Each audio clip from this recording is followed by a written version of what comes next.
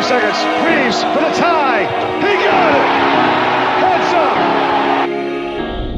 Welcome back. You're listening to WDUM 91.3 PC Radio.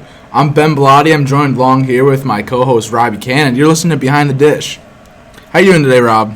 Pretty good. I can't complain coming off another Friars win. Oh, no, definitely can't complain, especially when it was a game like that. No, the dunk was rocking. Oh, it was a great atmosphere, so much fun. What a game. I loved every second of it. Well, not every second, but almost every second. I think I loved every second. You can't beat a team by a million. That's true. So It's true. I loved every second, to be honest. It was just even when Xavier went on the run, that one, they're almost a one man. They're probably the closest to like Marquette with Marcus Howard as that kid Najee Marshall. It's like they just rely on him so much. It was like you said, like a one man show really. But a good one man show at that. For them, for us, we had a lot of key players. Yeah, so really, we were all not really spread around. Honestly, we had Alpha with 25. So there's 3 guys. Yeah, 3 guys who scored in double figures, and then we had 4 guys who scored over 3 points. Yeah, that doesn't sound great, but when we put up 80 as a team, so we had Alpha put up 25, Pip put up 23, and David with 16, oh, yeah. And then AJ was the only other one over 3. He had 7. You say only 3 guys and with over 3 points, and normally that'd be a bit of concern. But there's 5 guys in the basketball lineup, and those 3 guys that have the most points, even 4 actually, the 4 guys with the most points, they pretty much played almost the whole game with. They all were over 33 minutes. Yeah, Alpha played all 40. Yeah. So, there wasn't a ton of guys off the bench because, like we mentioned previously, Malik White was out for the game. Yeah, so that was tough. That was tough. Right? I was the only one to break that news. Everybody else found out when they showed up to the dunk. Right. But that's definitely not a. We do need him back going forward. It did show a little bit last night on the run that you were talking about that Xavier went on in the second half. Yeah, we could have used his defense. Yeah, for sure. 74 points. I don't think any of us saw Xavier putting up 74. No, definitely not. The Friars, on the other hand, I did see them putting up in the 80 range, because the high 70s, 80 range. So. But yeah, there's so many positives to take away from the game. Take away the fact that we struggled on the defensive side a little bit. So did Xavier, really. These are the 2 top defensive teams in the Big East, right? Yeah. Both with high scores, 80 to 74. That's a very high scoring game, especially in Providence standards. We haven't had 80 points. How many times do we have 80 points? Is this maybe not many? We had one against Marquette, and I think that's it. Maybe. Yeah, both times we beat Marquette, it's been by 80. So just Marquette, and then in conference, yeah. Yeah. So, interesting. It is good to see that we can win a game when our defense doesn't show up. Yeah, it's because generally when our defense doesn't show up, our offense doesn't show up. But the offense showed up last night. So, my takeaway from the game is. I'm in love with Alpha Diallo and Luwan Pipkins. I obviously I am too, but I might be in love with more than just those 2. I don't even know. It's the whole team. So Alpha and Pipkins combined for 48, and then you add in David, and they combined for 64. Those guys basically had all our points. Yeah, so 3 guys had 64 of the 80 Friar points. Their minute load, Alpha played all 40, David played 38, and Luwan played 34. But that's not really what I look at. What I look at is the efficiency that they did it with. David was 5 of 10 from the field, 50%. Alpha was 9 of 14, very efficient, well over 50%. And Luwan was 8 of 17, just under 50%. In that first half, though, he had to be. Did this show first half stats in there? I don't see him. But he was knocking everything down. Felt like he didn't miss. It felt like, I think he had around 12, 13 points in the first half, maybe a little bit more. It felt like he had all all 23. If not, it felt like he had more than 23 points in that first half. Yeah, I mean, the way he was on fire, he was getting the dunk going. Like he looked at us multiple times. It was pumping us up. It was awesome.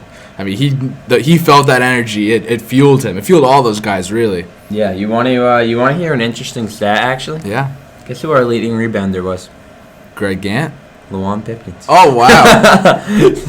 Wow. So he had 5 rebounds, which usually that's not enough to be the leading rebounder. But I don't know. It's just weird that the smallest guy on the court by the large amount. Yeah, I mean, but it makes sense now that you say that. It seemed like every other game the ball was either knocked towards him or he went up himself and got it. So it makes sense that you say that. But it's definitely surprising that he has the most, especially with Alpha playing all 40 minutes. Yeah. No, I agree. Alpha had 4, so 1 behind him. But you mentioned my man Greg Gant, and so last night he played 10 minutes, which that seems to be right around his sweet spot at this point. He's only a freshman, so he's physically he's as good as anyone in the Big East. I mean, I'm talking imposing. And athletically he's just as good, but skill wise he's not far behind either for a freshman. He's very very skilled.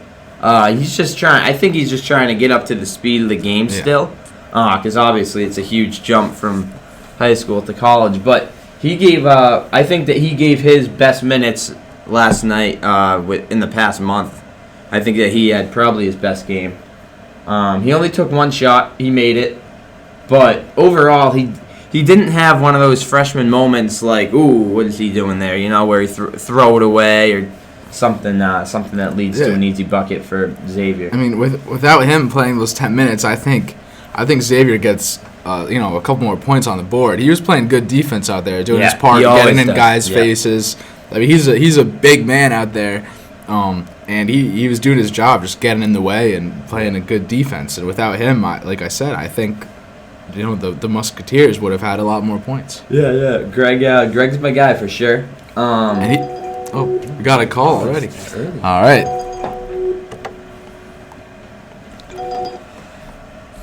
Hello, you're on the line.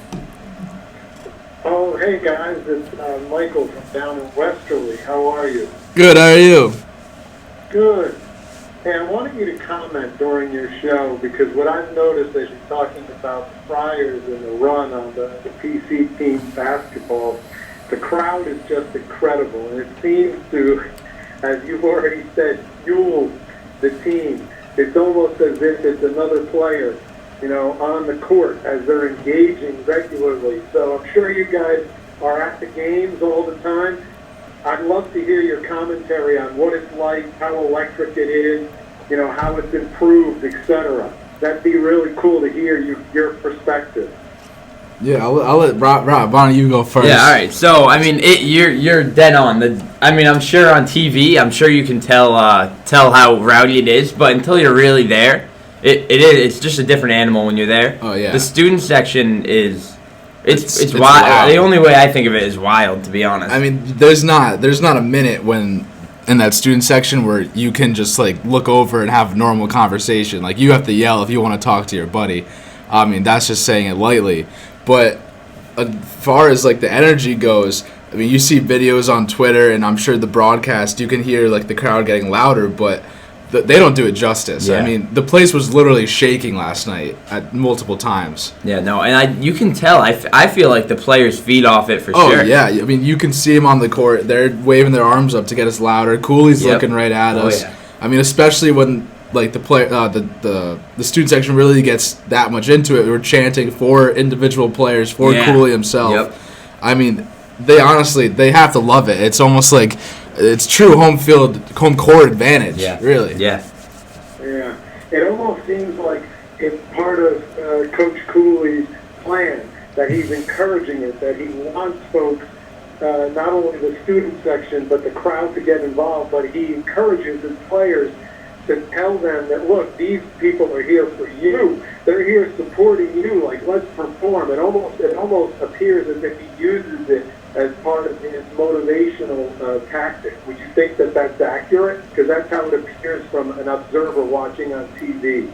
Yeah, to be honest, I haven't even thought of it that way. But Yeah, but as you said it makes that, a lot of sense. I completely agree. I mean, these guys, these players out there, they're some of the most active students in the Big East, and so I mean, they recognize what we do going to class. They're doing the same things. They recognize us. They want to, give us a little part of the game, I think. But definitely, I don't know if he's telling the players to fuel off it. I'm sure he is, but every game he looks at the crowd before the game. He's pumping us up before the game. After the game, he's giving us a thank you fist pump or a big old smile or something like that. So, I mean, Bob Driscoll, the athletic director, every game is I want this place packed on Twitter, posting videos of the crowd and everything. So everyone involved really absolutely loves the crowd, wants it as big as possible, and yeah. No, great. Well, I'm so happy to hear it because it seems to be such a wonderful community. So best of luck to the Friars and keep up the great work, guys. Thanks. Thank you. Thank you for your call. Bye. Yeah, so that's something that we definitely. I think you had that in your notes, didn't you? That we had to talk about the electricity I said inside the dunk was loud with an exclamation point. Yeah. I mean, that really doesn't do it justice. I think we had a nice little discussion on it right there. But, I mean, after the Nova game, I know we talked about it on the other show Tuesday, but, I mean, we just kept on rolling right off of it. We played better, I think. Even though with the lack of defense, we played better than we did that Nova game. Definitely offensively. Yeah, it was a lot more pretty to watch, I guess is one way to put it. But yeah, I think that obviously we're trending in the right direction. We're one of the hottest teams in the country. No doubt. I mean, 5 in a row. That's 5 ranked teams in that mix as well.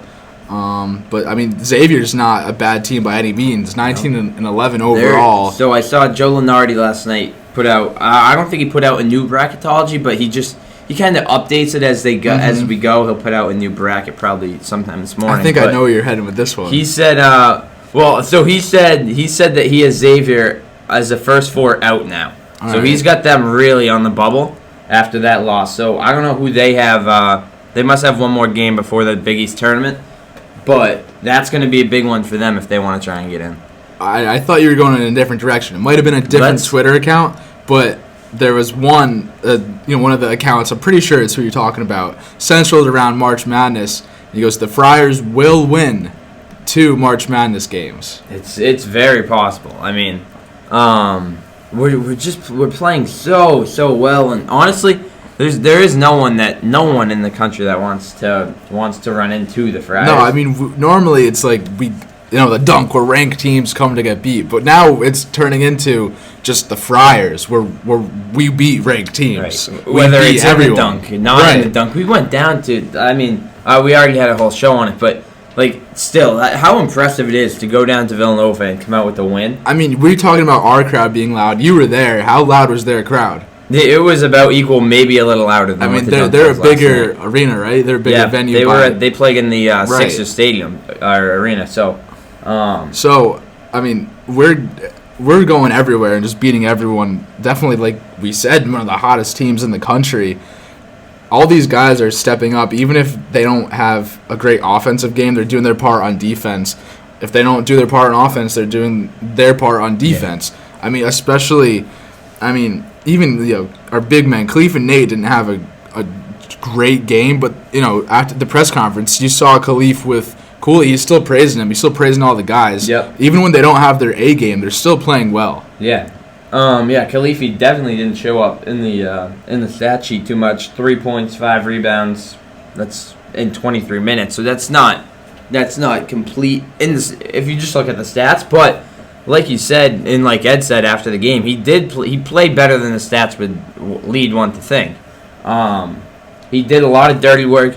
Xavier's got a couple tough big guys who kind of it felt like they got an offensive rebound for like a 5-minute stretch every possession at one point. Every rebound they got, it translated into a 3. It was almost like... that was all their points. And if in the second half, it was like offensive rebound, 3, offensive rebound, layup.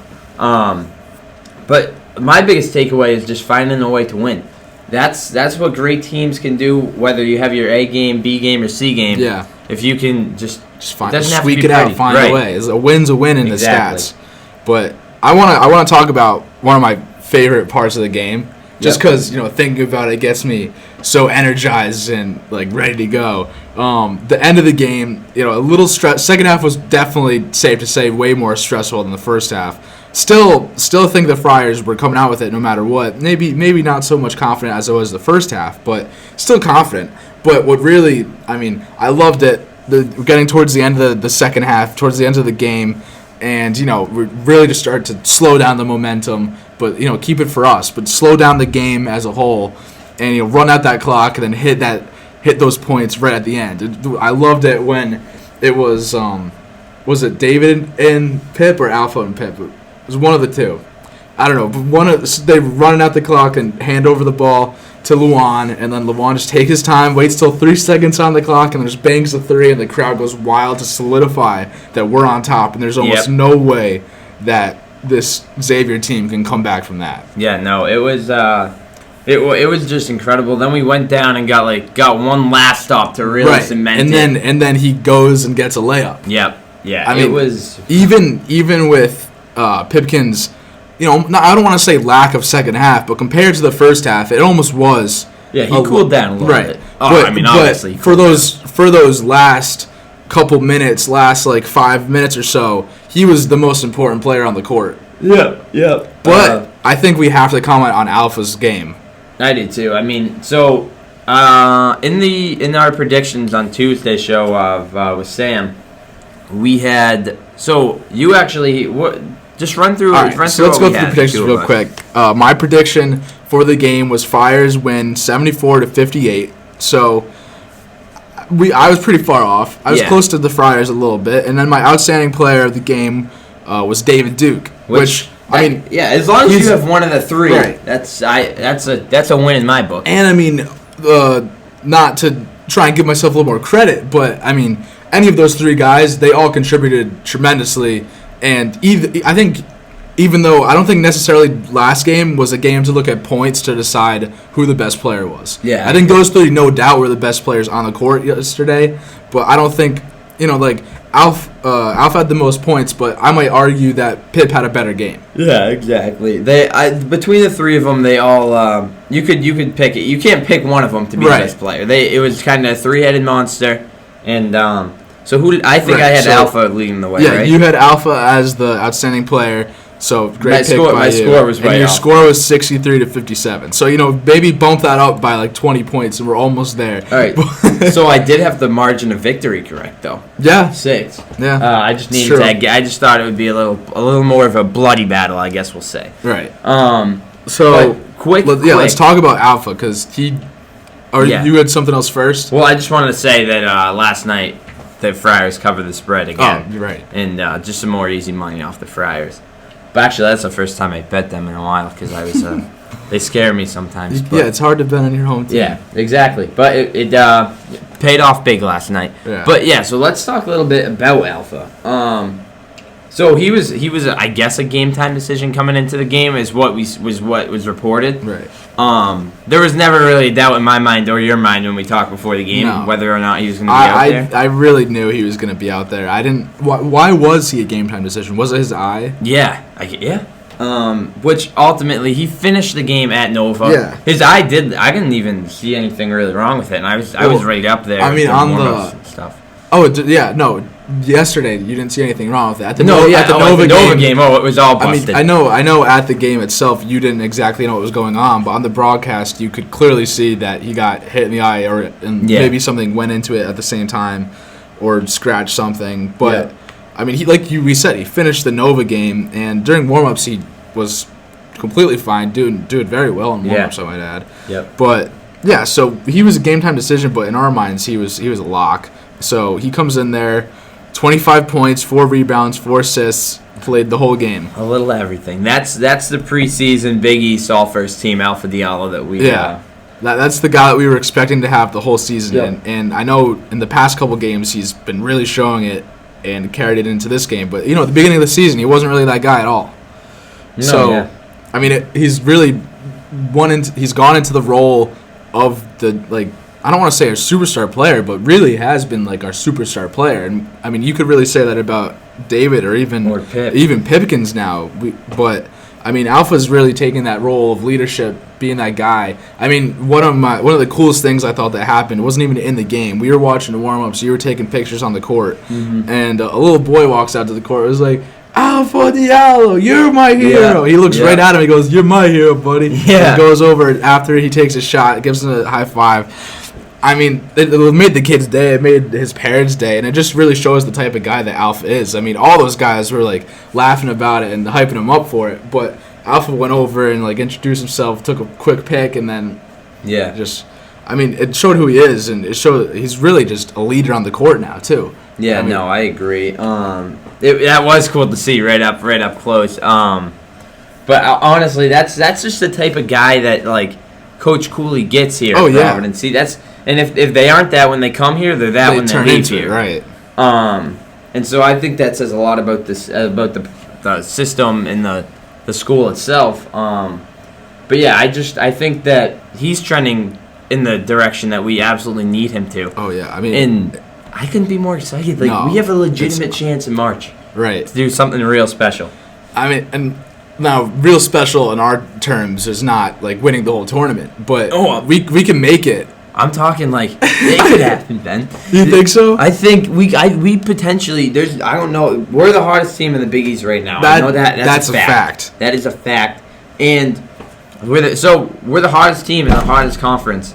Now, am I saying that I think we're gonna go and win a national championship? That's a bold assertion. That's bold. It's a little bit of a stretch, but I mean, we're so doable. We're probably the most fun basketball to watch right now. It's easy to watch because it's action packed. It's entertaining. Yeah. It's back and forth most of the time. I mean, a bunch of big names and the college basketball reporters, CBS Sports, FS1 guys. Obviously, FS1 is going to be on our side, but like the CBS guys, they're tweeting. Big East is once again the most prominent basketball conference in the country. Yeah, it's so great. But honestly, like. We'll talk about March Madness. So we have next week off because there's the spring break. We have spring break next week. But the week after we'll have, for that Thursday show, that will be the first day of March Madness. March Madness will start that day. And so we'll preview it that morning. Obviously, that's like the best day. That Thursday, Friday, there's just basketball on from noon till like 1 a.m. every night. And those games are fun no matter what. Yeah. Even without a rooting interest, they're just fun to watch. Yeah, my dad's going out to Vegas, and man, I've never been so jealous. But yeah, so we'll preview kind of everything there, especially the Friars, because it does look like now there's almost no way we miss the tournament. Or there is. I think we can lose. We lose to DePaul. We lose in the first game of the Big East. Worst case scenario, I think we're still in. Right, but we noted if we win against DePaul Saturday, I believe we're locked in, right? Yeah, I think honestly, I think that I almost think we're locked in regardless. Right, but I think it's a definite. We don't even have to win the Big East tournament if we beat DePaul. Exactly. But just real quick before we move on. I just want to emphasize again, Alpha's great performance. I mean, he really was just in the paint, getting those layups and the points we needed at a time where he was really the only one. I mean, Pip came up again at the end of the game, but it was really just only Alpha and Pip in that second half with, David a couple times, some other guys maybe. But, I mean, Alpha, we just gave him the ball and he did his thing, and it was something awesome to see. But this is a guy, like we commented on, struggled in the first half of the season. At times could barely even make a layup, and that's really all he was doing this second half. And it's what this team needed. I mean, he raised his level of play to a whole new level yesterday. Yeah, he really just had takeover. So, yeah, it's an exciting time to be a Friar fan. Yeah, it definitely is. But do you want to kind of keep this rolling because we have a little more college basketball? Yeah, let's keep it going. So this is something that brings a smile to my face. That the headline reads, URI. I don't even want to say on the bubble at this point, but they're on the bubble. That's for sure. They're definitely in the bubble. I think they're on the wrong side of the bubble right now. I kind of agree, especially after last night. I mean, I know they've now dropped 2 in a row. Right. But against night Dayton, you put an asterisk next to it. That's a top 5 team in the country. That but was a tough loss for them. Yep. So I think at the beginning of the season, a lot of URI fans would have thought they had that game no matter what, especially with the way they were playing. I mean, obviously they're feeling good about beating us, which we don't really want to talk about, but it gets them feeling good, and then they just keep on rolling, and then they've dropped, like you said, 2 in a row. Been on the back end of their play has been pretty bad recently. Last night they lose by almost 20 points, I think. I'm gonna go find the score right now. But yeah, Ben, they lost 84-57. Yeah, it was not. I was watching it because there's nothing like watching URI lose when you're a Friars fan, and there's no Friars to watch. So I was watching the game. It was not. If you're a URI fan, it was not a fun game. I know I was actually texting my aunt about it because my whole family is pretty much URI fans. Now they've converted to PC, thank God. But she was at home watching it on the TV, and I was like, and she was like, "How are you?" I was like, "Well, I'm great now that the Friars won." And she's like, "Yeah, I wish I could say the same thing. This is tough to watch in regards to the URI game." And I think that's exactly what all URI fans were thinking. I mean, they were hyped up. They were talking about storming the court. I know I got a bunch of friends down at Rhodey. All their stories were like storm warning, and then they just absolutely got blown out, and I think it crushed their spirits a little bit. But yeah, they have a really fair shot of being outside of the tournament now. And at the beginning of the season, it was the opposite. We were out, they were in, and now we kind of get to rub it in their face a little bit, even if they make it. Which honestly, I think if they make it, it's great for Rhode Island basketball. Yeah. It adds another level. You could look at it the angle as it gives PC someone to root against, but it also just adds Rhode Island as a whole. I mean, one of these two teams is in it, the other one's out. It's just something to look at and look forward to. Because, I mean, honestly, as much as us Friar fans are, rooting against URI and we have that hate for them, if God forbid the Friars get out of the tournament, I wouldn't have a problem watching URI go where we couldn't, just because it's that Rhode Island team, especially me here from Rhode Island. It's just, it's a small states, but we go out there, we have big personality, we play hard. Yeah, no, I agree. I'm not a huge, I do hope they make it. I like you have a friend, you have a decent amount of friends down there, being from Rhode Island, but one of my buddies goes there, and he's a sports journalism major, so he's huge into their team. He's on the court for every game, and but man, I know he was devastated. He texted me. Oh, it was definitely one word after the game last night. He said, "Dejected." That's my statement. Don't want to talk about it. Wow. So I'll probably have to give him a call today and bust his chops over it. But yeah, you saw. I know this morning I saw your tweet in reply to him about the press conference. But, I didn't exactly know. I don't really know your friend that well or anything, but I just looked at the picture. I knew a couple guys, students in that press conference, that they all looked real down at the dumps. Oh yeah. But yeah, so honestly, we'll see if the Rams they have UMass at UMass on Saturday. That's going to be. They should beat them. UMass there's no way to sugarcoat it. They're not good this year.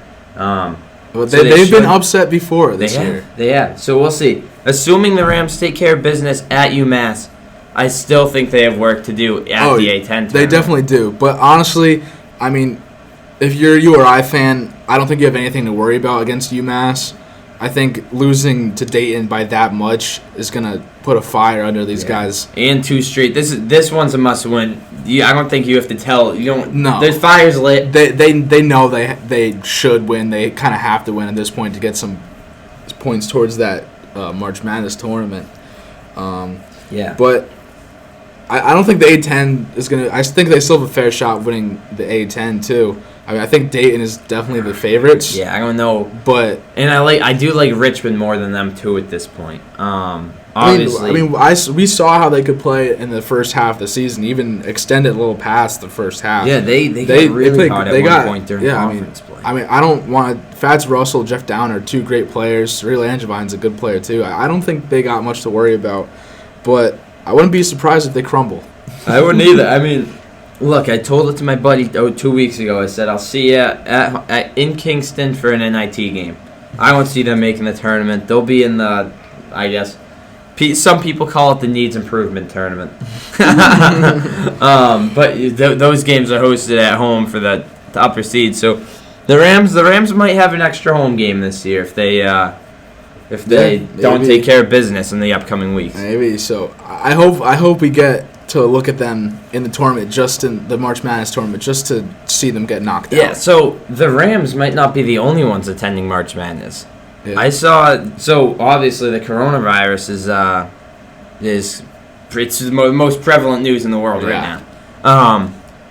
So the NCAA is apparently considering not allowing fans to March Madness, which is a big deal right there. It's a huge deal. Like, they would just be playing in an empty arena with, like, I guess a camera crew, right? Because they're still going to broadcast. You got to broadcast them. I guess it would just be the radio guys, the TV guys, and that's just camera guys. I mean, that'd be weird.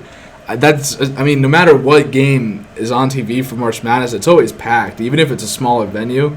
Yeah, no, there's never like a March Madness that doesn't sell out. Now, because they do it in sessions where one ticket gets you 2 games, right? Sometimes people don't go for both games, or they go for but it always sells out. Yeah, they get all the money. Yeah. So this would be a big loss for the NCAA financially.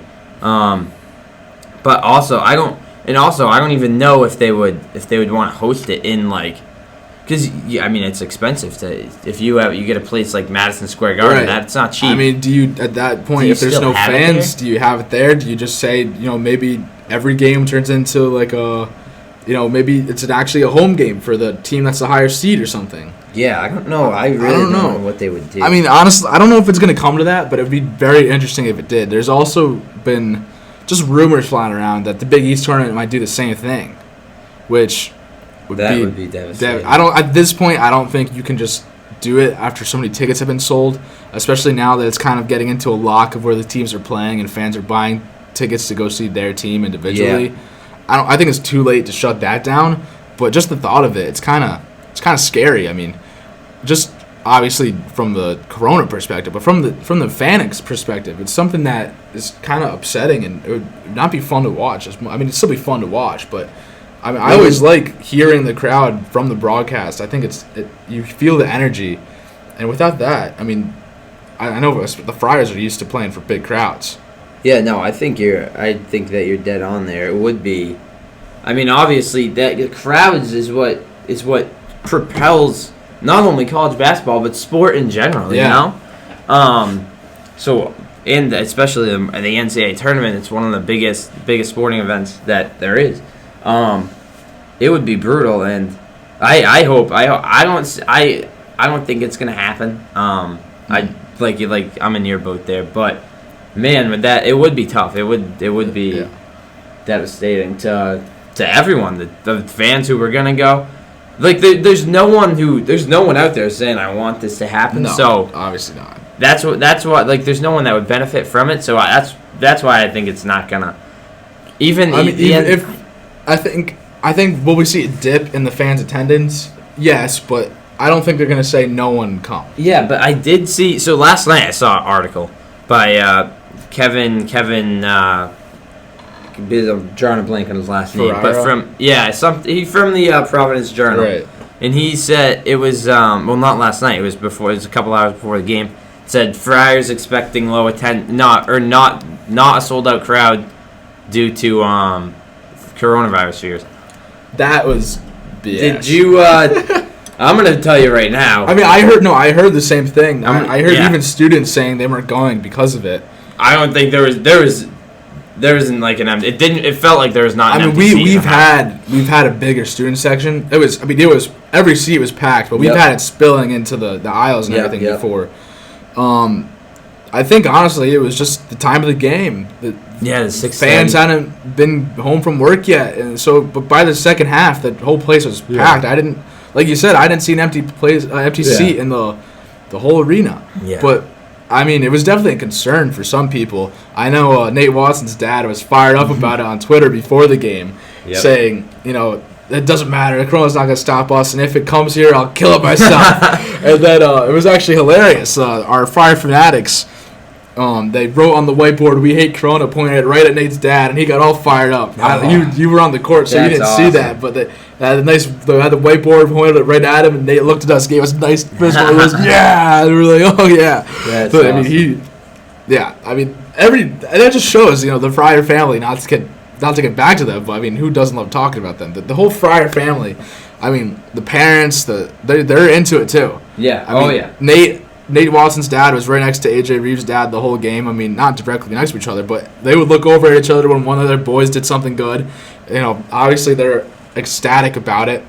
Yep. You see other parents there during times, even the recruits that bring in, they're all they feel just like engulfed in the community as soon as they're there. Yeah, it is as Coach Cooley has kind of coined the phrase Friar family. It's truly what it is, and we'll see. How far can a culture bring you? Can a culture bring me down to Atlanta for the Final Four? I don't know. There's some hope. So. There's some hope. But in all seriousness, this team could win 2-3. The sky's the limit for this team. Yeah. But also, at any point, could the wheels come crashing off? Yes, they could. That's for any team. Exactly. And the scary thing is that, not to get down, but the scary thing is that we have seen it with us. The beginning of the year, especially before Big East play, was not the most fun basketball to watch. It still was fun. We're still Friar fanatics, quote unquote, but it wasn't as fun as we've been playing. We've seen it can happen. Do I think it's going to happen? No, I don't. I think we're going to keep on rolling. Maybe, a quick drop-off because no one can stay at the top forever. But I don't think we're going to get down to the point where we just play terrible. No, I don't either. So we'll see. We'll see what happens with the Friars down the stretch here. But honestly, I couldn't feel better about this team. I don't think you could either. So before we get into a quick break, I know we talked about it on Sam's show Tuesday, but our listeners over here may have not heard it. So why don't we you don't have to go in depth, just a quick Big East tourney, maybe a prediction for it, maybe a quick preview, quick prediction. Okay, 4-team race. We're going to start off by saying that. Anyone who tells you different, they're wrong. Providence, Creighton, Villanova, Seton Hall. That's in no order. Yep. Those are the 4 teams that have a chance to win this tournament. I completely agree with that. It could be any one of the 4. Honestly, I think that those 4 teams are also good, it's interchangeable. I might stick Marquette up there, too. I can't. I know you like Marcus Howard a lot. So I do. I don't know if they're going to be, in that final 2 teams up there, but I think they're going to be contending for most of the tournament. Okay. We'll see. I could see them just getting upset first round. But, the Friars have a legitimate chance of winning this thing. I think it's going to come down to them or Seton Hall. Okay, I'm going to go them or Creighton. Because Nova, I think we can both safely say they haven't been playing their best brand of basketball lately. They did beat Seton Hall last night. They did. It was actually a good game. I saw a couple minutes of it. They went on the road. I was checking the score because I was hoping Seton Hall would win so we'd get that 3rd place. Yeah. Not a huge difference no matter 3rd or 4th. Still going to have to play a good team. Right. But they... aside from that game against Seton Hall last night, they really have been they've been skidding a little bit. But... so they beat Seton Hall 79-77 last night on the road. It was back and forth the whole game. Every time I checked, it was a different lead and score. Whether one half it was Seton Hall, the next minute Villanova was up, and it went like that pretty much for the whole game. So 2 pretty even teams there. I think the top 4 teams in the Big East are very even. Seton Hall might have the slight edge, but like you said, 4-team race. But I think it's going to come down to Friars, Seton Hall. And I got Friars, Creighton. So we'll see. That I'm excited for the. We won't talk to you guys again before the Big East tournament. We'll talk to you after. All right, so we got a lot to talk about when we have our next show in 2 weeks. So we'll see. It's such an exciting time in college hoops. So I'm looking forward to it. I hope you guys are. It starts. The lower conference tournaments have already begun. So. The major ones start next week, but man, I can't wait. I can't wait. So before we wrap up and go to the break, do you want to hit on this last short little basketball topic we got in here? College basketball? That way, when we get back from the break, we can move on from college hoops and get into some baseball. So great storyline here. it. Great storyline. Similar to how the Hurricanes had their emergency backup goalie. This is a little different, but same type of thing here. Jackson State University. It was their senior night game. Yep. And they have a beloved team manager named Thomas Lee. And this guy is nicknamed Snacks. So we got Thomas Lee Snacks, Tommy Snacks, whatever you want to call him. The whole place loves him. I mean, he's a fan favorite, and he doesn't even play. He's almost like, he's one of the guys like that just sits on the bench and hypes the people up, with a little celebration, some of that. So it was their senior night game Monday. Did you mention that he's a big boy? He is a big boy, yeah. He's huge. It always adds a little extra love in the fans' hearts for whatever reason. But yeah, he's a big fella, huge. Got away. What do you think he weighs?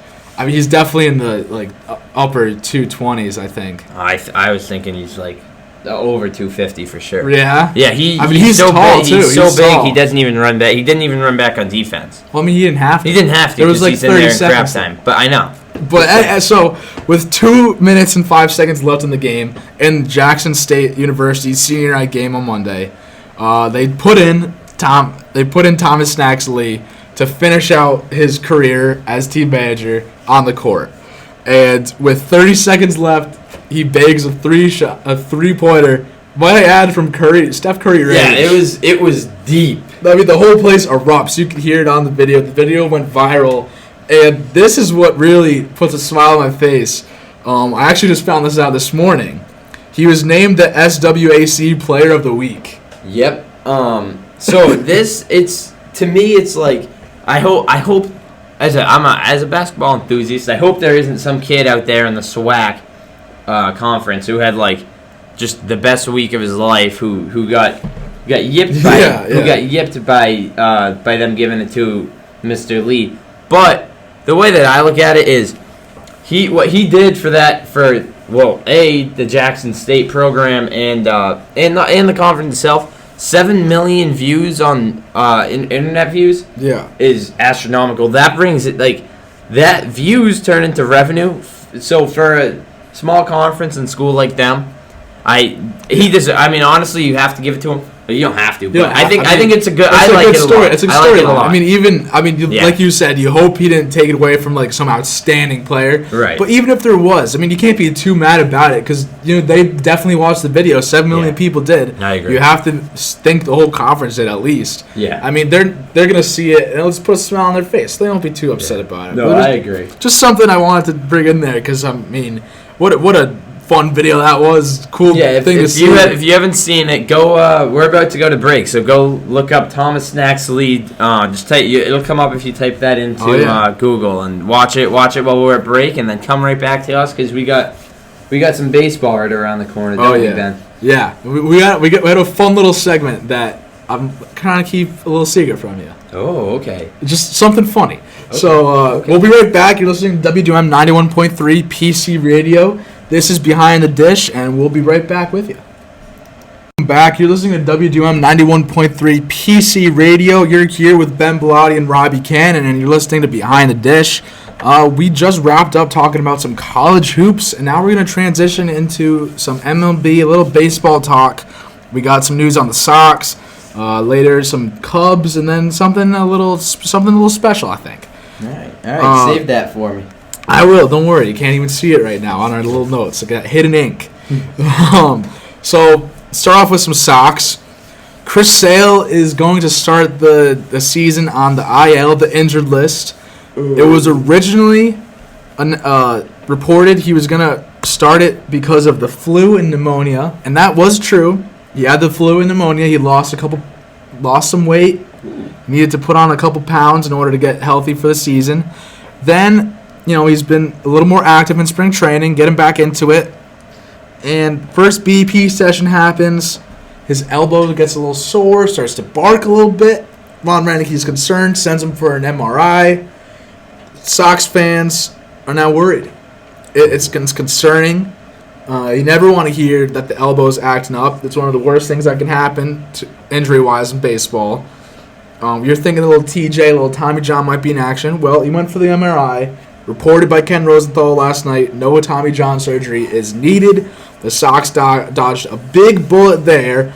However, you think he's still going to have to maybe get, originally it was 12 days on the IL. You think it's going to be maybe a little more than that. He's still going to need some rest because, his elbow's sore, which, could just happen to anyone every day. But with a guy like Chris Sale, a guy with his arm action, guy who has had a sore elbow, a sore arm, little arm problems in the past, you're going to be precautionary about it. You're going to want him to rest a little more.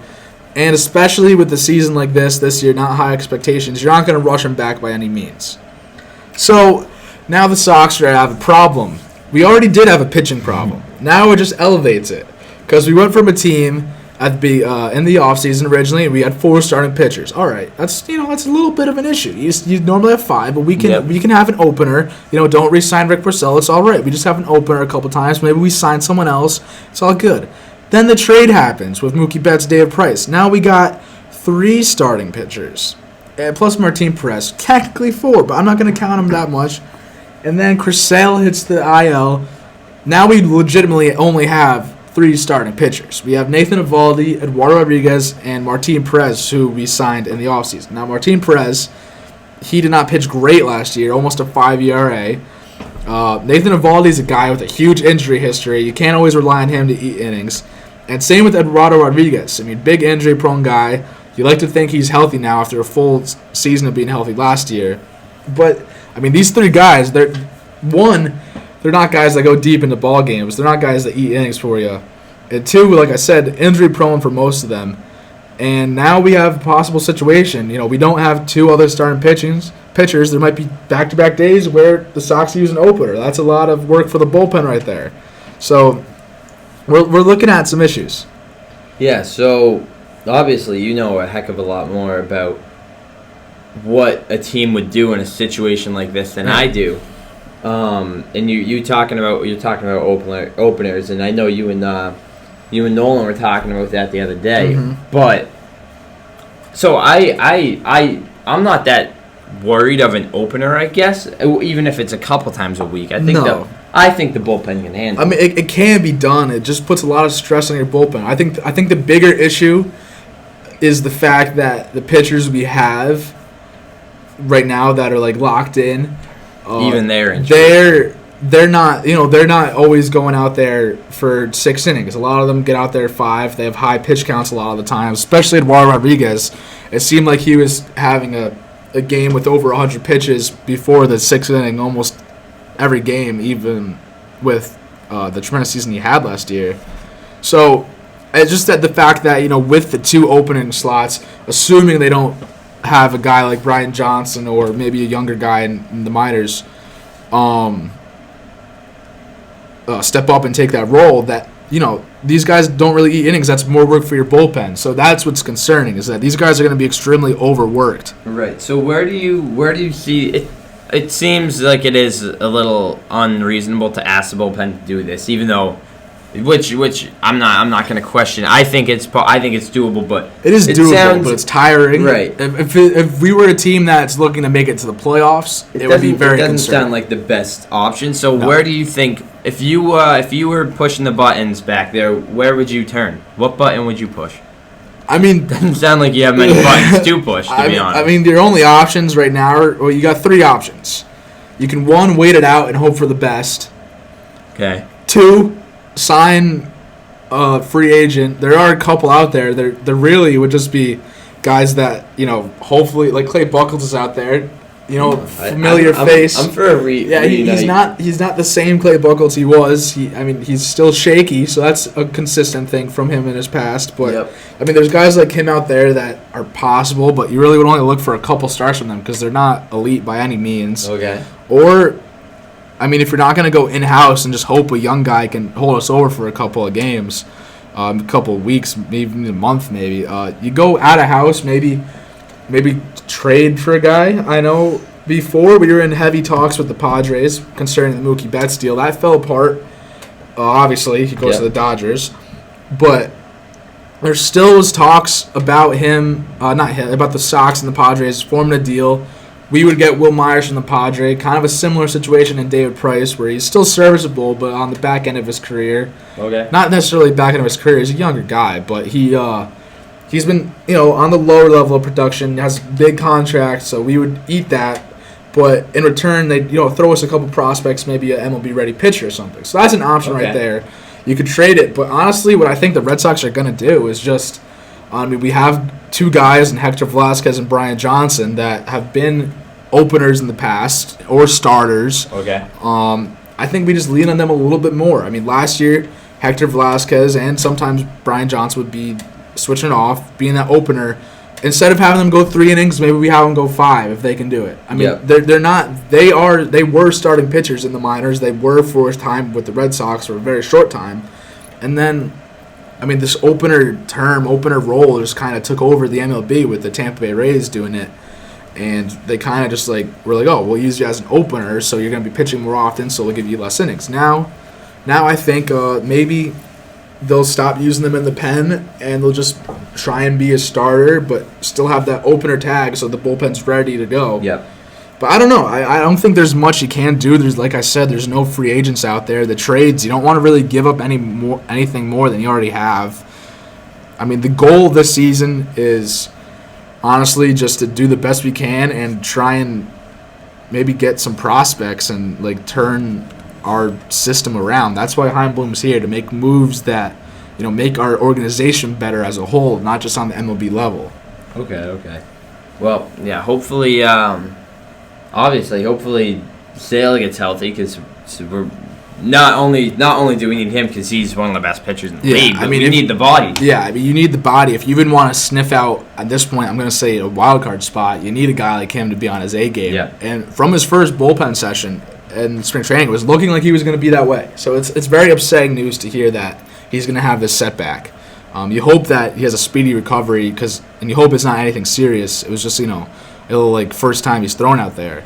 But like I said, it's not good to see. It's something you don't want to see at all, and something that could be really hurtful to the Sox at the end of the day. So, Interesting. I mean, you signed Sale to an extension last year, big extension worth over $100 million. You want to get production out of him. You don't want that money to go to waste, especially when you have one of the highest payrolls in baseball. Yeah. So what's, if you want to just quickly give me what the next. So today's March 5th. When the season's open, there's probably a little under a month away. Yeah, no, it's the end of this month. Real baseball, I think, is going to start. So the Sox always start on the road, right?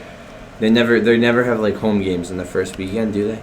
I don't know about never, but recently it's been, they start on the road. I think their first game back is against the White Sox in April. Let's see, yeah. So the MLB season starts March 26th. There's a couple of games on. But then all 30 teams will end up be playing by the 27th. So... All right, do you want to give me a quick lowdown of what the next 3 weeks look like for the Red Sox, for baseball, I guess?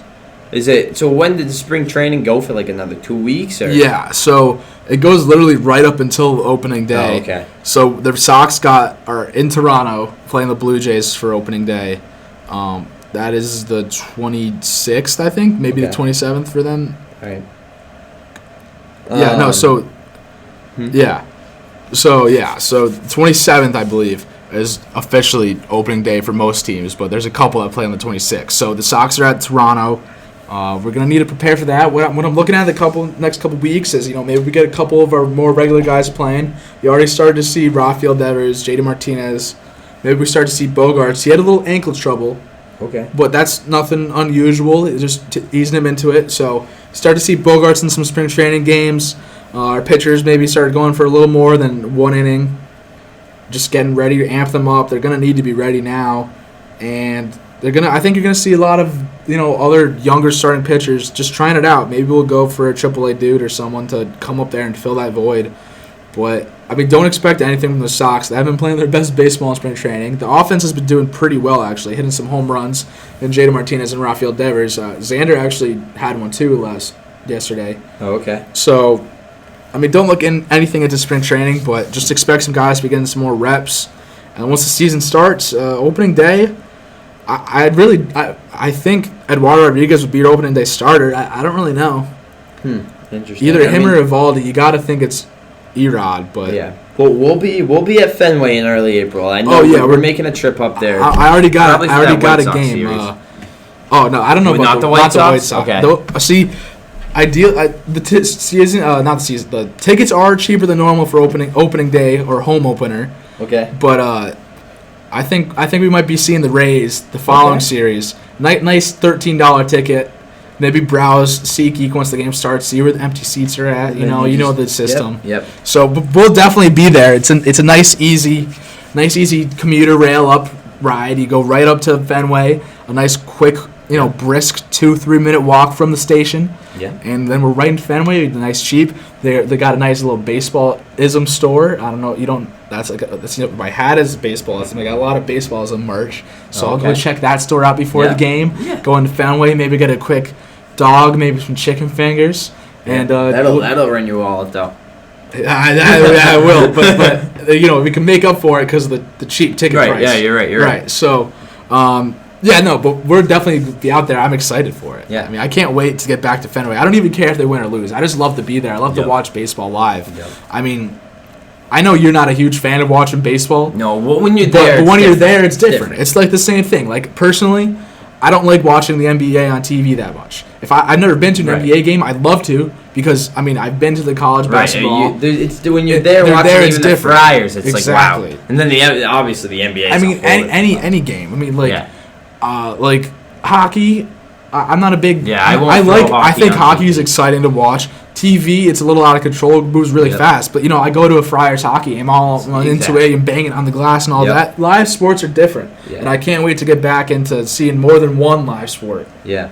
So speaking of the Red Sox, former David Ross, you want to talk about him a little former backup battery David Ross. He is now the manager of the Chicago Cubs after winning a World Series with them in 2016 and retiring that same year. Actually, very cool moment for his last moment as a player. Obviously, winning the World Series is awesome, but what's better than winning the World Series is winning the World Series in your last at-bat ever as an MLB player, hitting a home run in the World Series, nonetheless. So very cool for him, and now took a couple of years off. He was on Dancing with the Stars. Was he? He was. Did pretty well. I do recall that, actually. He's been in ESPN, and now he's been brought back into the game. He was always a special advisor with the Cubs, but now he is their manager. And this is news from a while ago, obviously, but I thought it would be interesting. Now that we're gearing up, spring training's been started, we're gearing up towards opening day. I thought it would be a nice little interesting discussion to see, just talk about it in general, but hear your takes on how you think this situation could play out. So for those of you who don't know, maybe I'll give even you a little more insight on it. Like I said, David Ross played for the Cubs in 2016, and the Cubs essentially have a very similar team to 2016. David Ross is now, instead of playing with, he's now managing 10 guys that he played with in 2016 or on other teams. He's, Chris Bryant, third baseman, Anthony Rizzo, first baseman, John Lester, his former battery mate, starting pitcher John Lester. He was his personal catcher. That could be an interesting one. Javier Baez, Jason Hayward, Wilson Contreras, Kyle Schwarber, Kyle Hendricks, Amaro Jr., and Craig Kimbrell. Back in Atlanta, he played with him. So that's 10 guys that he's played with in the past, and now I have to add, Chris Bryant and Anthony Rizzo are like buddy with him. They absolutely adore him, look up to him, love him. He's like either a father figure / older brother to them. John Lester, like I said, was a personal catcher. He's known him for a long time. He had a great relationship with him. So now you got to take in. It's almost like getting promoted into being the boss. You're in like the cubicle with all the guys. Now all of a sudden you got the big office, but you have that relationship with them after working with them for so many years. So that's essentially what it is. And the discussion is if he's going to be able to handle like the game time decisions that the tough decisions for these guys. If he's going to be able to control them, how they're going to react to playing with him. So, I mean, it's easy as a catcher to go walk up to your pitcher and be like, dude, you don't have it. Like, I'm getting the manager. But it's a lot easier for the pitcher to dispute it and get all up in your face if the manager walks out and is like, all right, I'm taking you out. And then you start yelling at each other. So they've addressed this in the clubhouse. David Ross, being the lovable guy that he is, has an open door policy as manager. John Lester, he called him in and was like, buddy, I'm going to have to take you out of some ball games. He's like, dude, don't worry. You've been doing that since 16. Don't worry. And then it's like concerning, maybe he has to bench Chris Bryant for a couple games. That's going to be an awkward conversation. So how do you think having one of your most looked up to, closest friends all of a sudden be in an authority position and having to make tough decisions involving your career?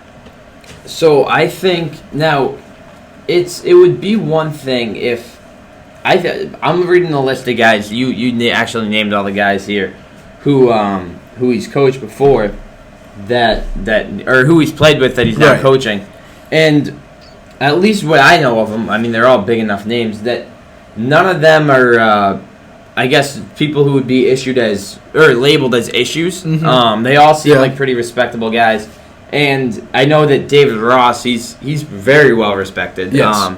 So I think even in his time playing with these guys, I think that the respect level is high enough that it'll be okay. Yeah. So you're hitting it right on the head of the nail right now.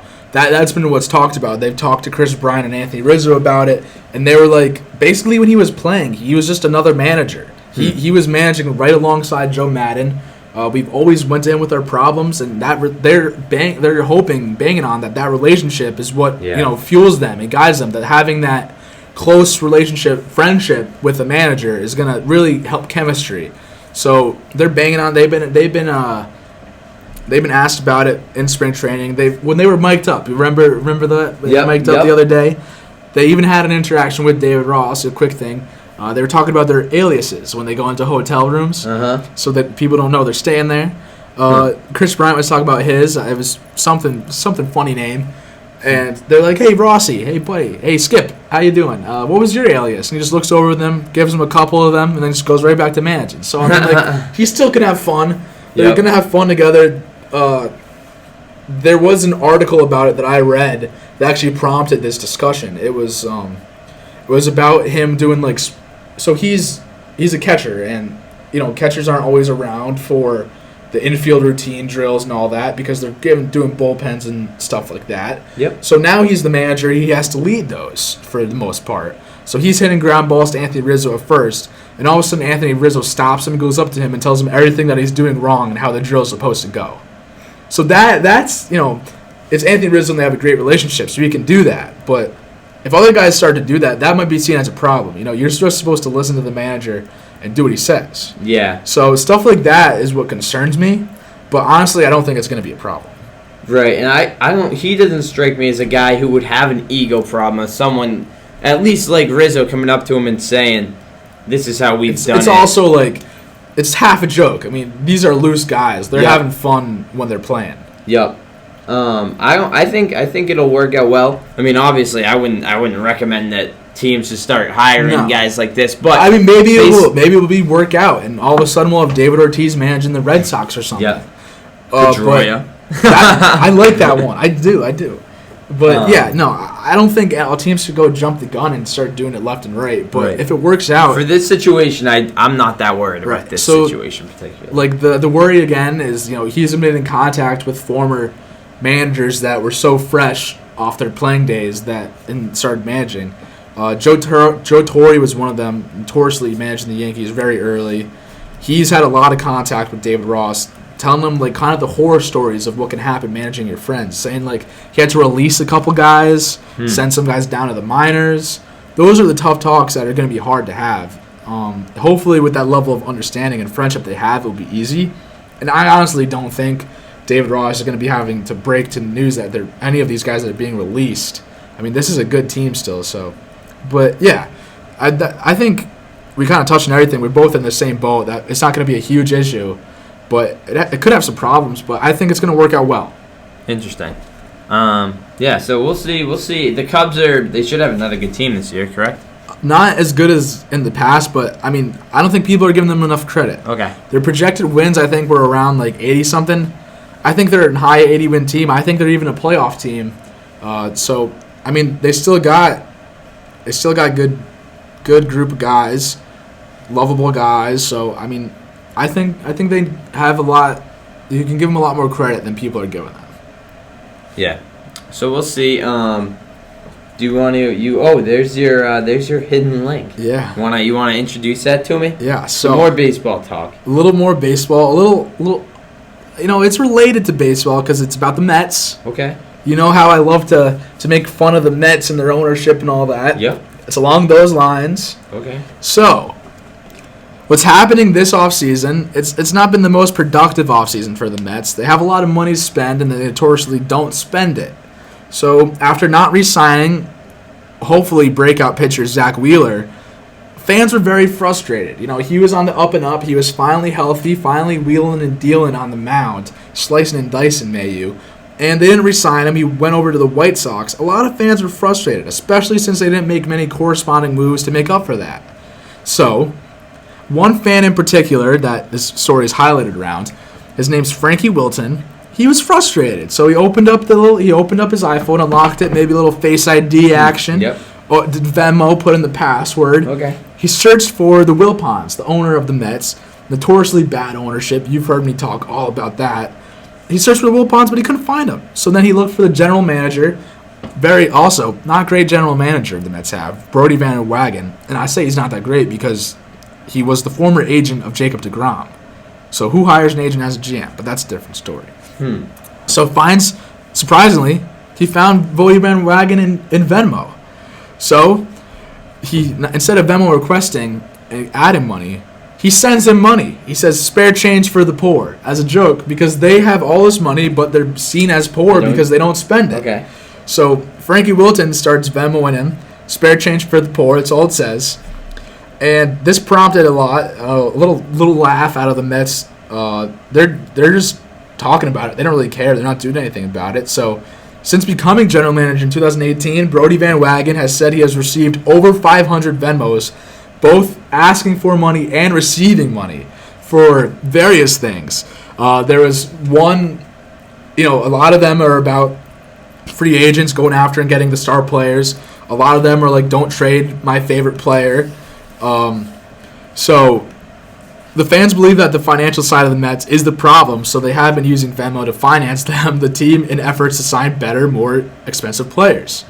So Van Wagen said he deletes most of them, but he also there's so many he doesn't know what to do. He hasn't transferred any of the money into his account, but he's constantly getting money on Venmo, along with a bunch of, you got to assume it's a lot of other ownerships, but one, including some requests, or one donation, I guess you could call it, was for $100, and another was for over $1,000. So these fans are giving their money away in hopes that it does anything. Something for the Mets. But what really I got a kick out of, during one meeting, Van Wagen got really frustrated. I think it was regarding either rumors or a free agent or something. He got up and he threw a chair during the meeting. He just picked up and threw the chair across the room. And that story got out and talked about. So a fan Venmoed him, and the memo line was, for the broken chair. And Van Wagen then commented saying, I don't think the chair broke, but all right. So I just think, you got to assume this is happening in a lot of organizations, right? Maybe not to this extent, yeah. But it's hilarious. That is actually, this is awesome. a New York team, one of the highest, one of the most richest owners, most lucrative owners in all of the game, and they don't spend their money, and it gets fans up in arms. They clearly care enough about the team. They're sending their money away. We don't know how much money these fans are making. We don't know what the absolute biggest Venmo was. You're right on. They're asking the team for money in regards to, I still want to be a fan. You better pay me. Yep. So they're saying, we want to be a fan. You better get some good players. Here's some money because you're so poor. You don't spend any of it. So it's hilarious. No, I like this a lot. It is funny, honestly, that the guy who had the original idea, that's like I think that's just the first guy who did it. That's a laugh at. Like that's awesome. Yeah. But the fact that it caught on is it might be even better now. Oh, like, I mean, this Van Wagen guy is just like sitting on his phone, just getting notifications. Oh yeah, I mean, from like, Venmo. he said. I mean, he claims he didn't even know he had Venmo, but of course, and he knew he had it. That's just saying that. Yeah. I mean, but yeah, I mean, every second he probably looks up. He probably had to turn notifications off. He just goes in the app to pay like. I don't know, a colleague or a friend for some food or something, and he sees a bunch of like money in his account. So I mean, he can't be complaining. He's getting money. I mean, like, and it's honestly, it's not it wouldn't be a crime if he took it. I mean, these fans are willingly. He claims he's not, and I mean, I believe him. I can see some issues with that if he did take it. Like I said, it's legal. I mean, these fans are willingly paying him, but. I mean, I don't really know what the rules are against using fans' money in order to sign players. I mean, it's technically it's what happens every day. Yeah. Because the fans generate the revenue, right? But directly, I don't know. But it's kind of funny. Imagine he has probably, let's say he has like $5,000 sitting there. Go sign some lower guy in the draft with all that money. He doesn't even have to go out of the Mets' pocket. Genius. And the Mets fans directly paid for that guy. Yeah. That would be a nice story. That'd be great. I think maybe they should start a petition. Give us like a 30th round pick, and we'll claim him as our guy. He's ours. Like the GM, like the front office doesn't have anything to do with no, him. He's owned by the fans. The fans draft the guy specifically. They go use our money as a signing bonus. Love that. That'd be awesome. Related to this, I don't have it written down, but. Remember Drew Pomerantz? Yep. Pitcher for the Red Sox. Now he's over with the Padres after spending some of the season with the Brewers. But in an interview, actually a Section 10 interview, Barstool guys, they had him on the show, and surprisingly, because they hated him a lot of hate for Drew Pomerantz. When he was here in Boston. Yeah, I mean he was probably the most hated guy on the team. He was the only guy they actually talked bad about. So surprisingly, he came on. They cleared the air. They were joking about it. And they asked about his time in Boston, and he had a similar story to this. He said there was times that he was pitching so bad, fans Venmo'd him to stop pitching, or like he deleted his Twitter or turned off DMs or whatever, turned off notifications, turned off DMs so he couldn't see it. The only way people could reach him was Venmo, so they were Venmoing basically hate mail, hate DMs in Venmo. They were giving him like $1 just to say you suck. So. I mean, like that is funny. It's funny. I can even like I figured that there's got to be a way that like on Venmo you can like put your account on. I mean, obviously there's not, but like there should be a way that like you put it on. I know you can like make the transactions viewed as private, but I'm pretty sure you can search anyone. Yeah. That's where I was going. Is like there's got to be a way that you can't like. They need to have your phone number to send it to you, or like you could send them an invite add them or a friend first or something. Yeah. I mean, imagine how many just athletes in general are getting requests. How many requests do you think LeBron James gets a day? Like, if he was on Venmo, it would be astronomical. I mean, I feel like he is. I mean, he's got some kids. He's probably throwing money to Bronny Jr. to go get some post-game ice cream or something. Yeah, I feel like he's got people who can do that for him. Yeah, he probably does. But I feel like LeBron's not just Venmo and Bronny. I don't know. He's an active dad. He is. You are right. But just like guys like that, these superstars, if they have Venmo, or you can literally try and find anyone on it. I wonder how many guys are getting requests all the time. You're right. I mean, if I was doing it, and I haven't yet, but maybe I'll start.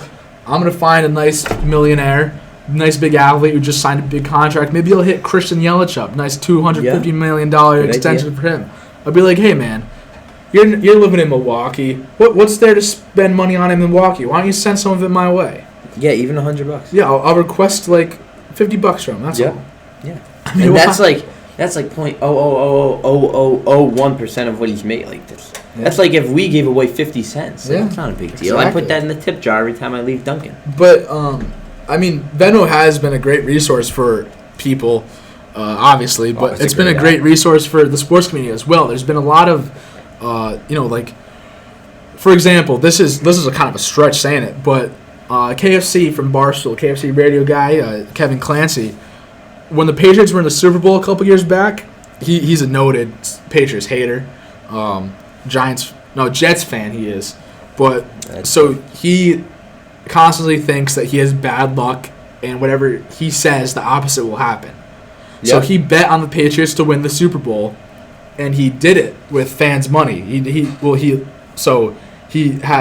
Venmo out on Twitter, said, "Fans, Venmo me all the money you want me to bet, and I'll match it."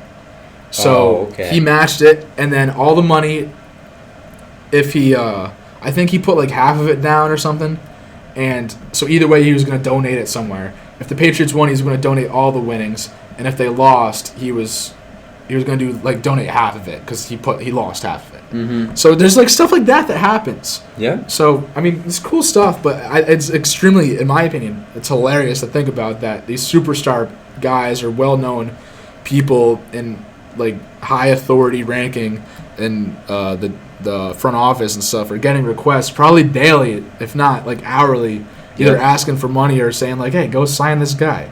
Like how many? If let's say Robert Kraft was on Venmo. How many How many messages do you think he's getting about Tom Brady? So I mean, he would be, his net worth would double. Oh, 100%. You would get another $4 billion or whatever his net worth. Is. Oh yeah. Like, man, you're right on there.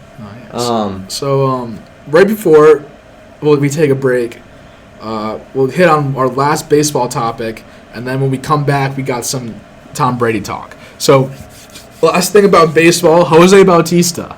Remember him? Yep. Toronto Blue Jays slugger. Played for some other teams in the back end of his career.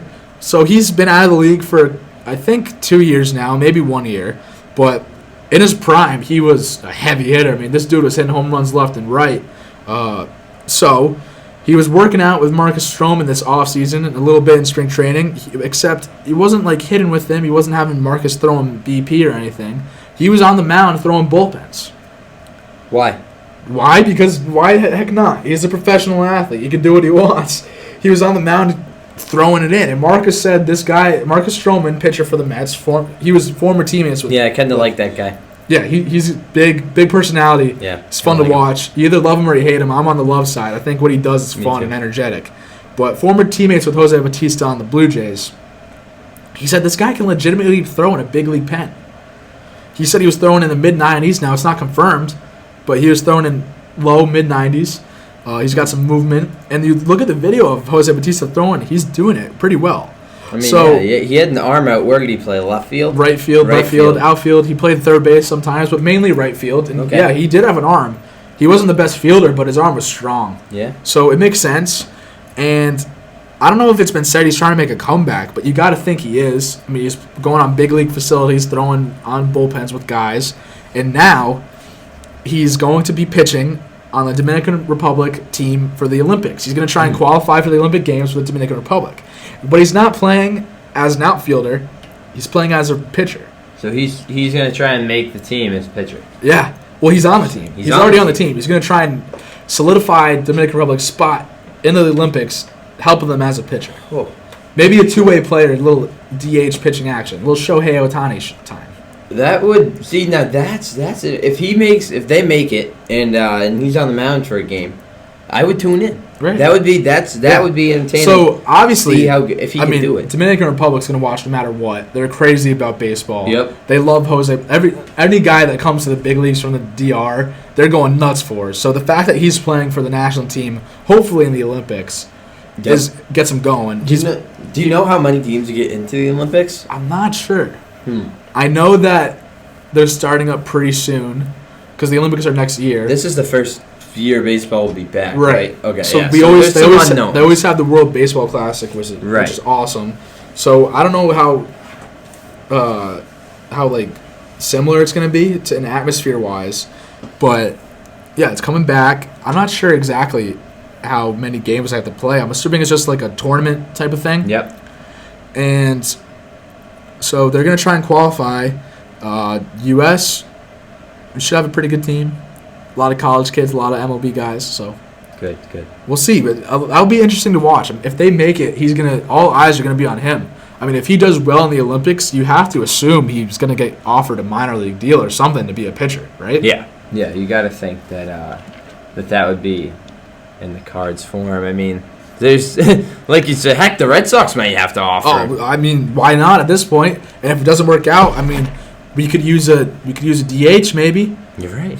Stick Martinez in the outfield. He's a man of all trades at this point. Oh yeah, I guess. He's gonna try and be Babe Ruth. Yeah, that's a little of a stretch for my man Joey Bats right there. Definitely. So what does he need, like a new nickname now? Because he's no longer got Joey the bat. Throws maybe. Joey Throws. I like that.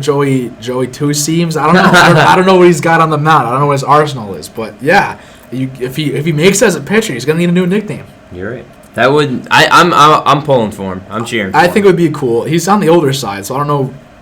He doesn't have much time to make it happen, but. Interesting. He follows me on Twitter. Yeah, he follows like everyone in the world on Twitter. I think he's gonna get a lot more followers if he makes it as a pitcher too. You're right.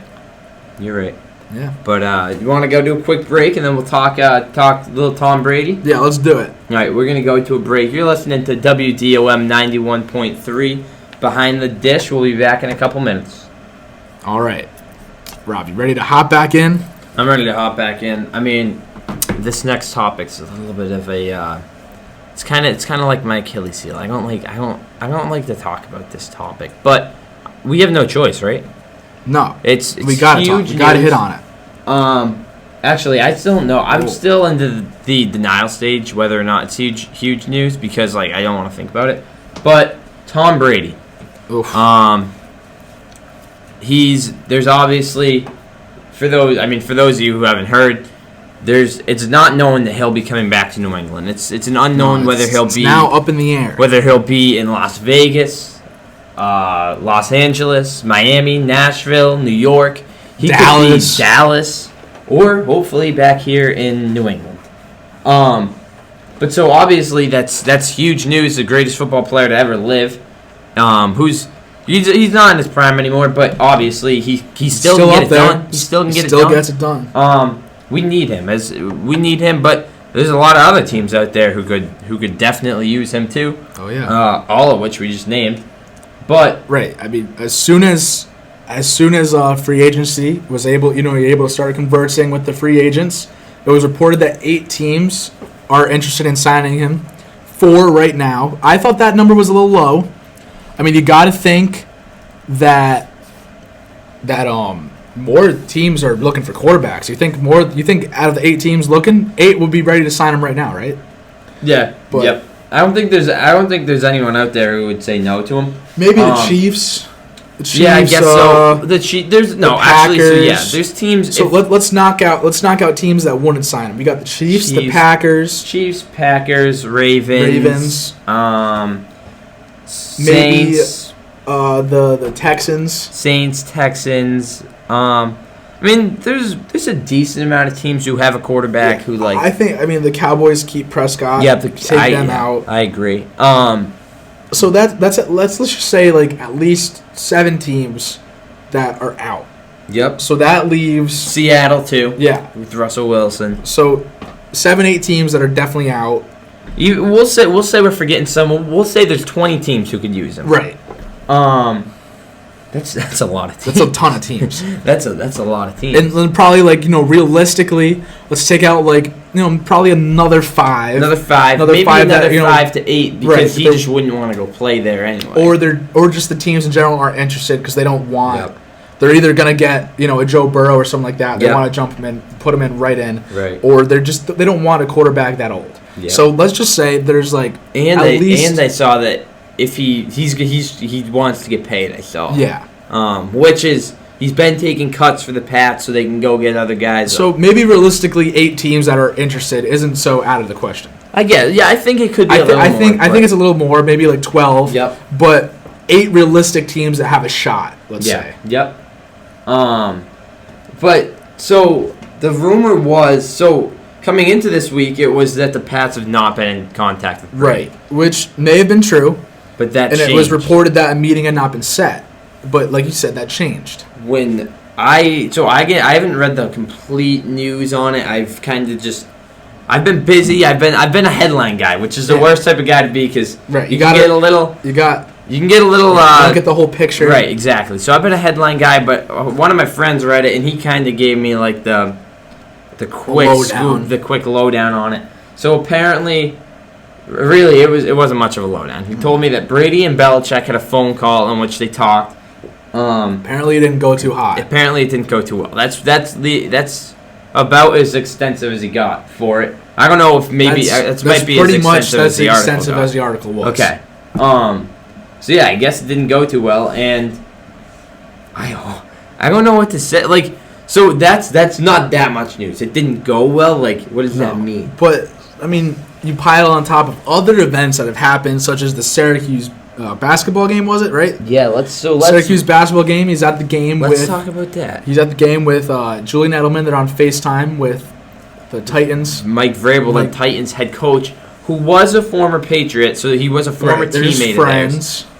I wouldn't read too much into that. We're gonna hope that they called us friends and not anything else. So, but Edelman, has since put on his Instagram he's coming out with some merch. Oh, he's a lot of merch. He's got buttons, signs, mugs, T-shirts. Shirts, basically saying instead of the Democratic Party as the donkey, now we got the goat party, which is the goat, Tom Brady, and it says I don't remember what's his slogan. Do you remember? I think it just says stay 2020 or something. I think that's what it is. But yeah, so Edelman's pitching hard to keep his quarterback. This has been his guy since he entered the NFL. And so all of New England's pitching hard. We all want Tom Brady to stay. Oh yeah. But yeah, so they FaceTimed at the Syracuse game. And then the camera was on them, obviously, like ESPN. You got guys of that caliber at a college game like that. You're gonna throw them on. So the camera goes on him. It's right in front. Jules, being the entertainer that he is, looks at the camera and says, "He's coming back." And that part is known. That part, there's no debating whether or not he said he's coming back. And then what is being debated is that Brady looked at the camera, smiled, and said one of two things. Lip readers everywhere are debating this. He said either he's not, or this guy. Yeah. As in saying like this guy, Jules. So I think there's looking at it. You can look at it two ways. You can look at it both those perspectives, and I think no, I'm not even has a little bit maybe a double meaning too. I mean, no, I'm not. He could just be playing with everyone's emotions. Maybe getting some leverage under for him. Or it could just be literally seen as, no, he's not. And then, of course, I think the more likely option was he was saying, like, this guy. Like, I think he was just, like, playing around with Jules, Yeah. I don't read too much into that whole situation. I mean, pro guys and celebrities go to games like that all the time. Like I was saying on Sam's show Tuesday, the dome they got there at Syracuse, it's like our dunk, except it's bigger. Way bigger. It's completely orange with all the fans.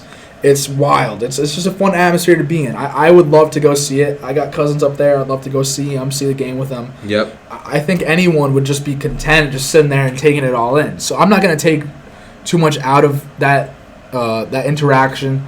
I mean, obviously the camera with the no, I'm not that guy, whatever he said.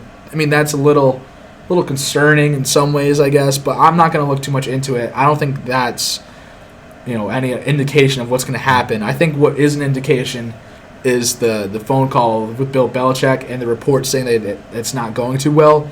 I mean, obviously the reports are going to be exaggerated because it is New England and everyone likes to bring New England down. That is the media. And, I mean, it's just big news in general, so it's going to get rumors, a lot of rumors. It's going to be blown up. Yep. So I don't know. There's one more thing. So there's one more to add a whole nother layer to this. It's at this point, it's like drama, and Brady doesn't want. It's not even produced by Brady. It's produced by these other people.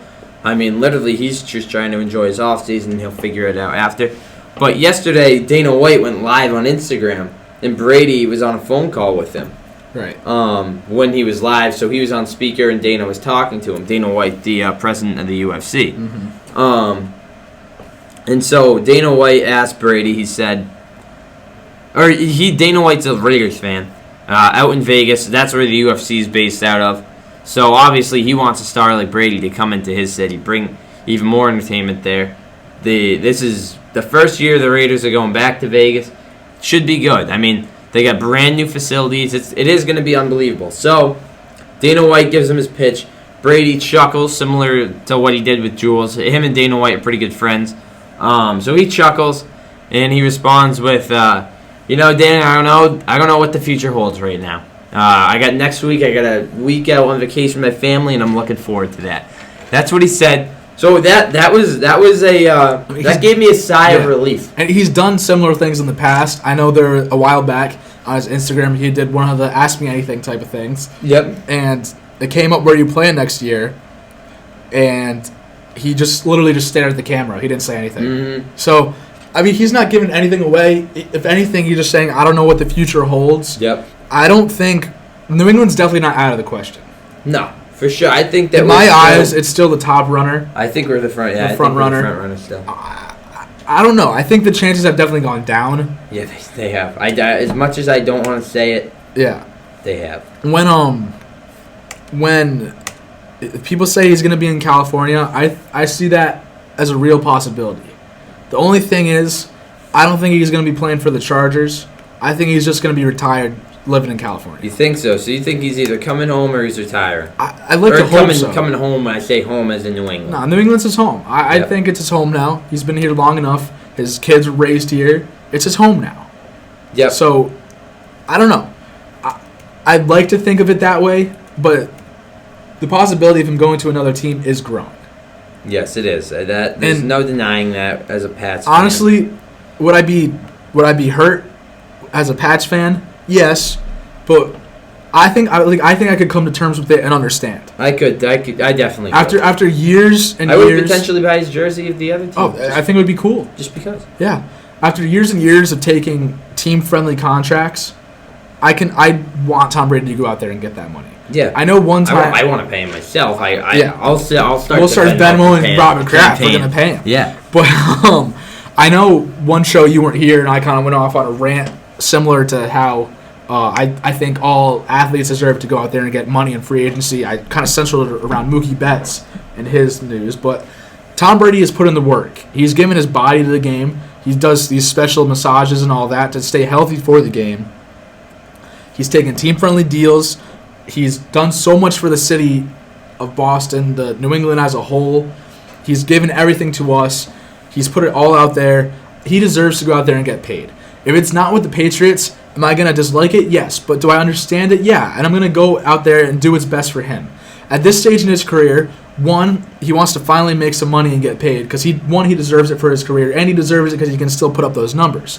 But he also deserves to go there and be happy. If he's going to be happier living closer to where he grew up in California, or just any other team that's closer to California, maybe he's tired of living in cold New England. Giselle wants to go be somewhere else. He deserves to do what's going to make him and his family happy. Yep. It's whatever is best for them first, especially at this stage in the career, because he's already made his money. Giselle has all the money. They have all the money they can need. At this point, getting paid is just like recognition for what he's done and what he still can do. So he deserves it 100%. But I mean, I don't know. Do I want him back? Yeah, but I understand he deserves to go out there. He has every right to test the market, if anything. Maybe he knows he wants to be in New England no matter what. He just wants to see, hey, he could be like, hey, Bill, for the heck of it, I'm going to go with you, but I could have got $40 million. Yep. So, I don't know.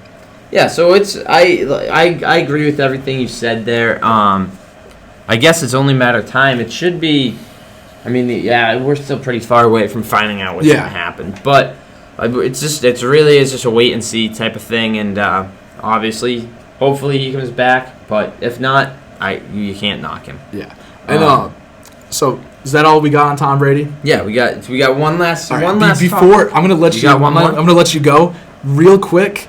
Being a baseball heavy show. Yep. There's been some breaking news with the Red Sox. Like on this show, like it just happened. It happened like 10 minutes ago, 20 minutes ago. Okay. I believe it was broken by your guy Chris Castillo. Oh, Chris Castillo, whatever you say his name. Yeah. Colin McHugh, formerly on the Astros, he's a relief pitcher, but he has started some games. They got signed by the Red Sox. They got a 1-year deal, $600,000. So they got some help. I think he could be opener. They designated for Simon Hector Velasquez, which is interesting because he was one of the front runners for an opener role. But Colin McHugh is definitely better than Hector Velasquez, no doubt in my mind. He's a proven pitcher with the Astros. So that's a good move for the Sox, in my opinion. A little low budget move, he gets it going. So I think Chris Cotillo did break the story, so good for him. Good for Chris. If not, he was one of the first. He already had his article written up on Mass Live, so good for Chris. Great for him. And great for the Sox. Yeah, that is good news. It's not going to fix problems, but it's going to help. Yeah. All right. Good. So now, last topic of the show, little NBA talk to round it up. Steph Curry's returning to the NBA today. Yes. He was cleared yesterday. He's returning to action today. So I know you got some thoughts on it. Yeah. So for those of you who don't know, Steph Curry. So I mean, I'm assuming that pretty much everyone knows that the Warriors, led by Steph Curry, have dominated the NBA for the past 5, 6, 7 seasons. Yeah, they've been the team to watch. Yep, they have, I believe, 3 or 4 rings in there. But he's been out all year, along with Klay Thompson. So, and they lost Kevin Durant to the Nets. Right. So those are their 3 best players all gone. Obviously, when that happens, you're going to struggle. They're in dead last in the league. But Steph has now been cleared to return to action. But with only 20 games left, he's going to return. And I completely get that as a competitor, as a basketball player, he wants to play, right? Regardless of what the team's record is, regardless of whether or not they can or can't make the playoffs, which they can't at this point. But they're set up to get the number 1 pick. So I think, let's not hurt yourself again, Steph, because Klay will be back next year after he recovers from his torn ACL. Let's have you and Klay back healthy and get a chance to make a run at another NBA championship, because, to be honest, there's really no one more fun in the league than those two. The Splash Bros. I mean, you love to watch them. They're, like you said, a great deal, and some of the most fun to watch. And I agree with you. Why have him back? Let him sit. Right. I understand. Like you said, he's a competitor. He wants to be out there, loves playing the game. But at this point, the Warriors have kind of been unintentionally tanking. Right, and so that's the other thing that I was going to say is, so obviously you bring back the possibility from getting injured by bringing him back onto the court, but also you are bringing back a top 5 player in the league in Steph Curry here. Right. And so you're gonna naturally you are going to win games, but you're winning meaningless games because you can't make the playoffs anyway. So the only thing that you're doing is you're getting yourself a worse draft pick. Right now they're projected the number 1 pick, which is if you get that, that's a really good player in Anthony Edwards out of Georgia. I mean, they're not going to shoot up in the standings. They're still going to be one of the lower teams, if not still the worst. They could fall from 1 to 5 though, or something. I mean, Steph Curry is definitely going to help them. He's a leader on the court. He's obviously better than anyone playing for them. And right. He's a great player that's going to elevate them. At least you think he's going to add. They're not going to finish in last if Steph returns. They have 20 games left. You said, right? Yep. You think Steph is going to help them win at least 5? Yeah, at least I could see them going 500 with him back. He's that good. They just traded for Andrew Wiggins. He's not a guy who's going to be the quote unquote alpha male of a team. But when you put him next to a guy like Steph who has all the attention, well, he becomes a heck of a lot better himself. So now Wiggins, how many years left do they have control on him? I don't know exactly. So they got him from the Timberwolves a couple weeks ago. Right. And so so he in 2017 he signed a 5-year deal with the T-Wolves. Obviously, that's been carried over to the Warriors. So they've got him through 2022. So look, I don't think it makes much sense to bring Steph back. I mean, they got Wiggins under control. They're gonna have Klay back next year. And look, there's no other way to put it. Anthony Edwards is going to be a dog in the NBA. Don't make sure that you get that guy. Don't win a couple meaningless games and you don't get the number 1 pick.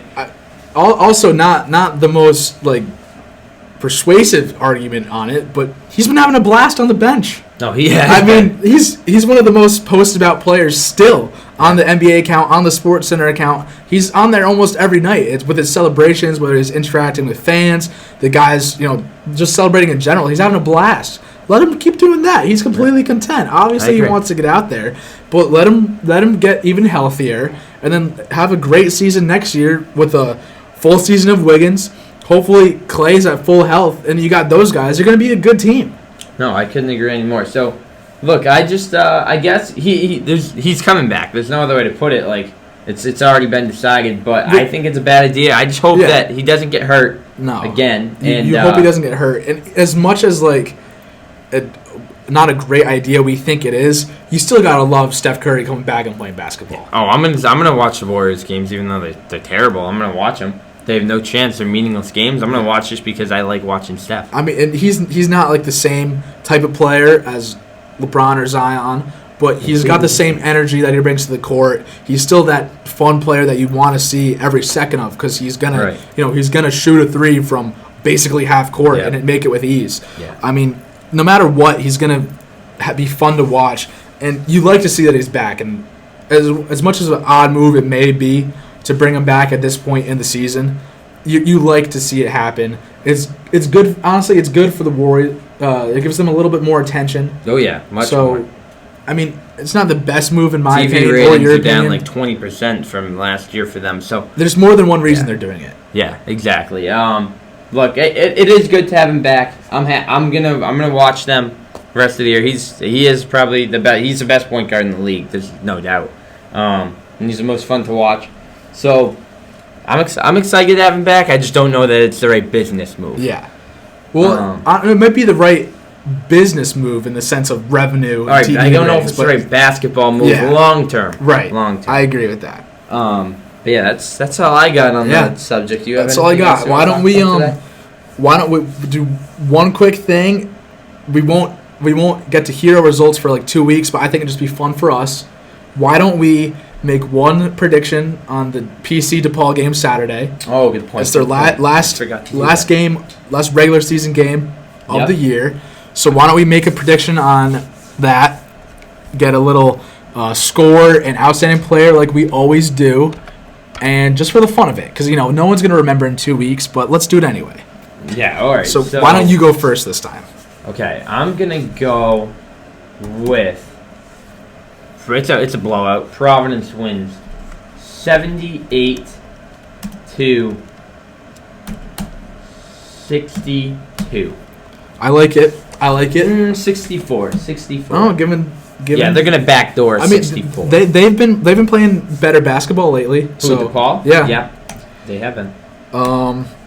Let's see. I agree with you. Well, first of all, who's your who's your player of the game? Who's the player of the game? Well, it's got to be one of the quote big three. Does it have to? It really doesn't have to. No, we're a deep team. We're a deep team. We are. But Alpha. I like it. I mean, stick with it. You gotta stick with it. You gotta stick with it. But we're rolling with Alpha. I may add real quick. I know I picked David as my outstanding player against Xavier, but if you go back and listen to the tape, that I don't know if we have. I did say Pipkins was going to have an outstanding game as well, so I just want to give myself credit for that. Yep. So DePaul, I agree with you. We're going to be in that 70-point range. I'm going to go 76 to. All right, so I got 78. You got 76. This might be close. 76 to 62. Oh, so we both have the Friars winning by 14. I think there's a chance DePaul also doesn't make it into the 60-point range. Yeah. I was thinking about 76-58, but I'm going to go with 62. Okay, I like that. I'm assuming Malik White will still be out. Yeah. So our defense might be a little slacking. So who you got for player? Player of the game, I'm going to stick with, I picked the same. I think I've picked the same three guys every time, either Pipkins, Alpha, or David. You had AJ in or there. AJ. I mean, I picked AJ over David a lot. So I think that my main three guys have been Pipkins, David. AJ or Alpha. So I'm gonna stick with in the range of those. I'm gonna go with Pipkins. I'm gonna keep him going. Yep. We love Pipkins' chance. They're not gonna stop at the dunk. He's gonna have a great game.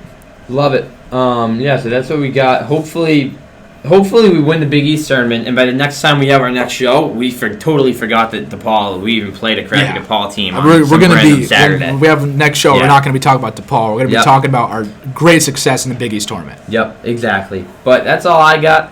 Ben, you want to say anything else? That's all I got.